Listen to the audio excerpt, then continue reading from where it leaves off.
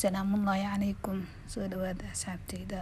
Maanta waxaan idinla wadaagi doonaa hadduu alla raali ka noqdo mowduuc ku saabsan cuntooyinka aan faa'iidada u lahayn hooyada xilliga ay uurka leedahay ama ku keeni karo dhibaatooyin. Sida aan wada ogsoonahay, hooyada xilliga ay uurka leedahay waxay inta badan dareentaa laabjeex ama gaas. Waxaa jiro cuntooyin haddii ay isticmaasho ku saa'idin kara ama ku badin kara laabjeexa iyo gaaska. Talada ugu muhiimsan uguna horeyso aan ku siinayo waxay tahay inta la gaarin bisha Ramadaan inaad la xiriirto dhakhtarkaaga, inaad ogaato HB-gaaga inta uu yahay, sidoo kale miisaanka uurjiifka inaad ogaato iyo guud ahaan xaaladaada caafimaadka oo aad la tashato dhakhtarkaaga.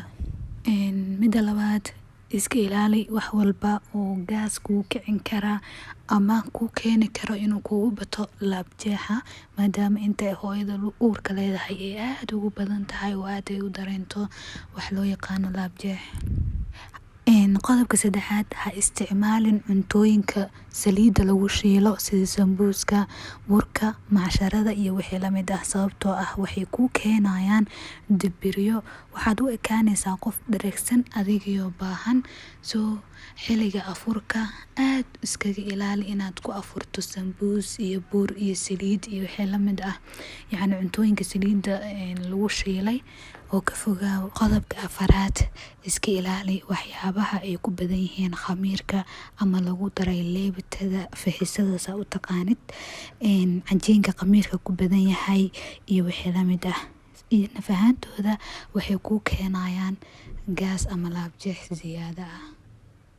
Sidoo kale ha isticmaalin cabitaanada aashitada leh oo ay ku badan tahay ama ay ku jirto waxyaabaha aashitada sida kookada iyo wixii la mid ah, waayo waxay leeyihiin bakhur ziyaada ah iyo laabjeex, umana fiicno uurjiifka, xitaa caafimaad ahaan kuma fiicno xilliga aad uurka leedahay. Ha isticmaalin xilliga afurka. Sidoo kale cuntada leh basbaaska oo lagu daray ama lagu kariyay basbaas iyadana ka dheeraaw. Sida caadiga ah xilliga soonka ama xilliyada kale oo caadiga xitaa basbaaska uma fiicno hooyada uurka leh, waayo wuxuu u keenayaa bakhur ziyaada ah, cuntada inay nacdo iyo wixii la mid ah. Basbaaska gebi ahaan intaa uurka leedahay oo idil iska ilaali. Intaan hadda aan kuu soo sheegay ha isticmaalin xilliga suxuurta, waayo cuntadii ugu dambeysay ee suxuurta aad isticmaasho maalintaada saameyn ayay ku yeelanaysaa.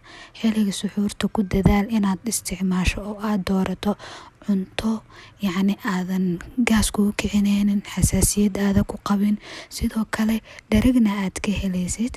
Haddaad awooddo inaad isticmaasho timir iyo caano, aad u badso, waayo way fiican yihiin. Sidoo kale xilliga afurka inaad isticmaasho cunto adag waxay kugu yeelanaysaa saameyn. Waxaa wanaagsan in aad ka bilowdo cunto fudud sida biyo iyo timir, kadibna aad ku xijiso fruitiska midka aad heli kartid, siiba qaraha aad u fiican yahay, energy ayuu ku siinaa, tabar ayuu ku siinaa, awoodna wuu ku yeelayaa. Sidoo kale iska yaree waxyaabaha macmacaanka sida xalwada, buskudka iyo wixii la mid ah, waayo macmacaanka badan waxay kuu keenayaan lalabo iyo wixii la mid ah. Aad ha u isticmaalin waxyaabaha macmacaanka afurka kadib. Markii aad casheyso ama xilliga aad cuntid xoogaa cunto adag, horaha ka seexanin, u dhaxeysii waqti ugu yaraan 30 daqiiqo, waayo haddaad hore ka seexato waxaad dareemaysaa culays ziyaada ah, kumana fiicno. Haddaad isticmaasho cunto adag, waqti qaado ugu yaraan 30 daqiiqo. Sidoo kale ha iska ilaawin qaadashada fitamiinada. Haddii uu jiray fitamiin aad isticmaali jirtay sida folic acid, qaado oo ha iska ilaawin, muhiim ayuu ku yahay. Fiidiyowyaan midka xiga hadduu Allah ka raali noqdo waxaan kugula wadaagi doonaa cuntooyinka u fiican hooyada xilliga ay uurka leedahay, waxtarka faraha badanna u leh. hadduu Allah yiraahdo. Haddaa ku cusubtahay YouTube-keena nagu soo biir oo subscribe noo saar. Wixii aragtidaada iyo fikirkaaga qaybta commentiga inoogu reeb. Hadduu video ku cajab geliyane like ta nagu sharaf waad mahadsantahay.